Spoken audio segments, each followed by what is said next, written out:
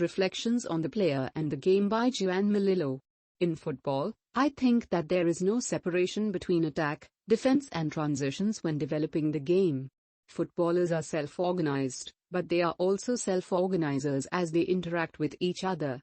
What ability does a footballer have to self-organize? There are footballers who help everything around them to grow and others only help to impoverish them. Another concept is sustainability, which is about meeting needs without diminishing opportunities. I also apply this to players. Are they sustainable or not? There are very few sustainable players, very few who satisfy needs without diminishing opportunities. The majority, while satisfying their needs, diminish the opportunities of the rest. This is more and more obvious with forwards, who finish all the plays without developing them. It doesn't matter to them whether the play ends well or badly. Players must understand that they help themselves when they help the rest of the team. Full collaboration is necessary to defeat the rival. But every day is more complicated and players must understand that. The coach must be able to convey this. Without losing the notion of the individual, individualism must be avoided. In this society, every day we are less individuals, but more individualists. We have lost the condition of individuals, we are like a credit card number. What is clear is that players compete against each other every week. They compete against their teammates to win a place in the starting 11 and they compete against their rivals. But when it comes time to compete against opponents, they compete more and more individually, not collectively. I know that players find it difficult to build good socio-affective environments, but they must understand the need to collaborate. Each player is a world that self-organizes in a different way. What is more important for one may be less important for another.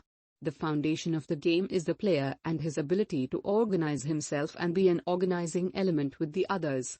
The good players are the ones that increase the others' possibilities. Above all, it is necessary to talk about players, in the true sense of the term, to concretize approaches. It is also necessary to bear in mind that the opponent is our teacher. Our assets depend on the expectations and solutions we can create towards the opponent. Interestingly, the richer the opponent's attacking options are, the richer your defensive resources can be. Players should play according to the opponent's intention. This is very important. The rival must feel that your position and profile influences their choice of the build-up side. Then, on the pitch, the player must assess each circumstance to make the right decision. This is football. The player must have conceptual knowledge so that, in the end, he is the solver.